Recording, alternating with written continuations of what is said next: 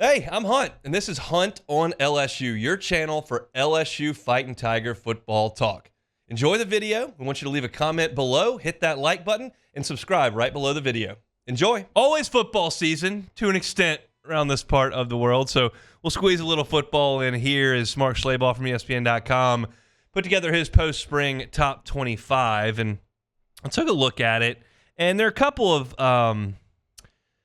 of these that I want to take a bit of an issue with. And certainly not Georgia at number 1. I feel fine about Georgia at 1. It's certainly not Ohio State at number 2. I know Ohio State's a little bit cranky with what's gone on in Ann Arbor over the last couple of years, and now they see maybe a crack in that with Jim Harbaugh moving on. They're spending heavy on NIL. They've got a super loaded roster there at Ohio State. They're number 2. Texas is number 3. Everybody seems to think they're going to be very, very good.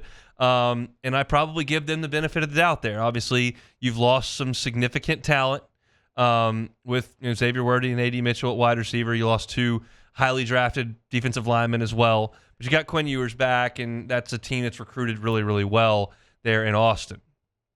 He's got Oregon at number 4.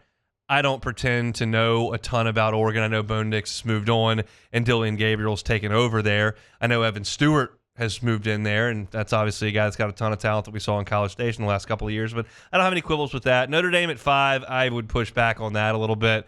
I just don't know what they've done that would suggest that's a top 5 team program in the country. I don't love that. But then you start to get into the SEC teams, and that's where I really like to chop this up a little bit. And I'll skip over Ole Miss at 6 and Bama at 7 for now, for Missouri at 8. Here's the deal. I think Eli Drinkwitz is probably a pretty interesting dude to have a beer with. I think Eli Drinkwitz has had a really successful career calling offensive plays, and he's won a lot of games as the head coach. Am I prepared to sit here and tell you that in an SEC that is bringing Texas and Oklahoma to the party, that I believe Missouri is going to back up the season they had last year where they won 10 games with another top 8 season? I do not. Now, this may be Joe LSU guy having an ego and not allowing anybody else to get into the club because LSU's won some national championships. We look down upon teams that look like Missouri and Ole Miss. Maybe it is that, and I could be proven completely wrong, and that's the beauty of this. They'll get out there and play. But I just don't trust Missouri to go out there and do this again. If you gave me the over-under on Missouri wins at like 8.5, I'd probably take the under. Now, you'd have to take a look at their schedule, obviously, because not everybody is exactly the same. But I will look at Missouri's schedule. I think they have no problem in the non-conference with Murray State, Buffalo, and Boston College, and then they get Vanderbilt at home. So that looks like 4-0. At Texas A&M, am I ready to tell you they're going to win that game? I'm not. Then they're at UMass, so that's an interesting scheduling quirk there. Why are you going to play in Massachusetts? But whatever. Then is the part where they get into the real crux of it. Auburn, at Bama, Oklahoma, at South Carolina, at Mississippi State, Arkansas. The best part of what Missouri is here is not their roster. It's that they don't play LSU. They don't play Georgia. They don't play Tennessee. They don't play Ole Miss. They don't play Texas. So you could suggest they got a little bit of break. Now, they're at Bama. That's no picnic. But they do play Arkansas. They do play Mississippi State. They do play Vanderbilt. And I don't know what South Carolina is going to be. So maybe just based on the schedule, they're going to win more games than I think the roster warrants. But I just have a hard time chunking Missouri up there in the top 10 because they played really well last year. Luther Burden's back, and so is Brady Cook. I just don't trust that program to stack really good seasons on top of each other.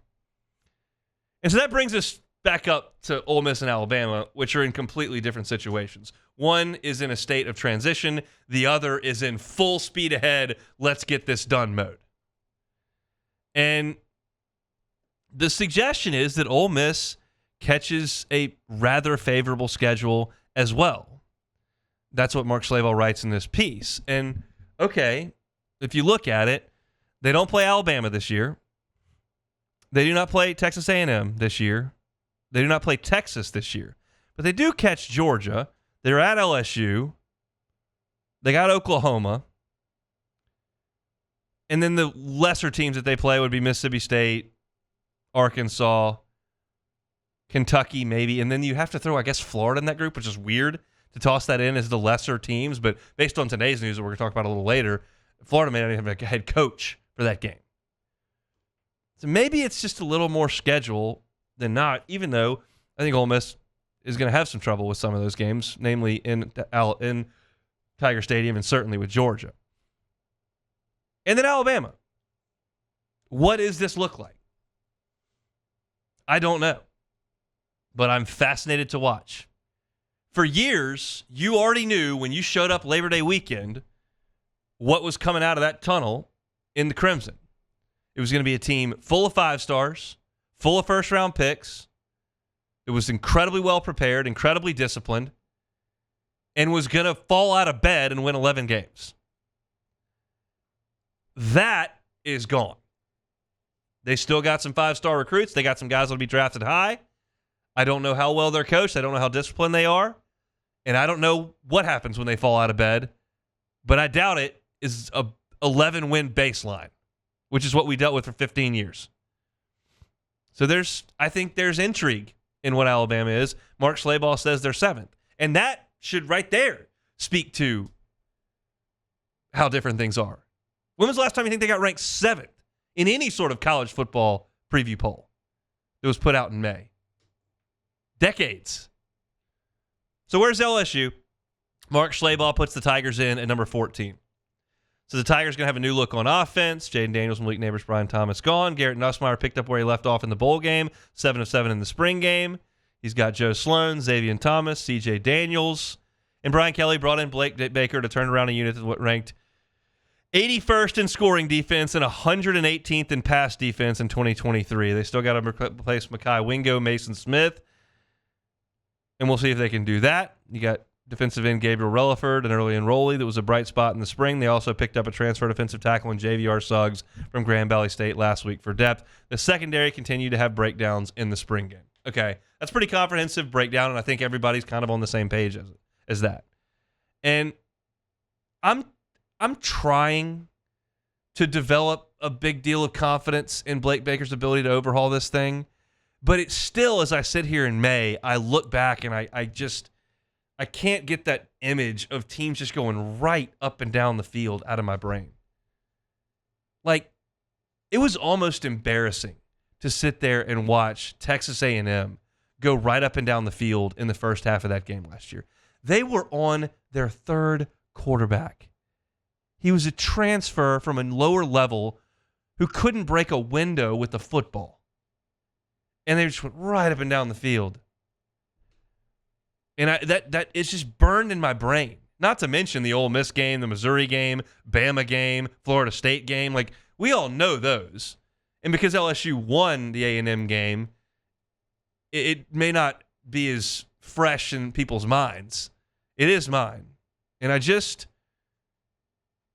I'm still concerned about that. So I'm not going to sit here and hem and haw and rant and rave about LSU being 14th. That sounds about right.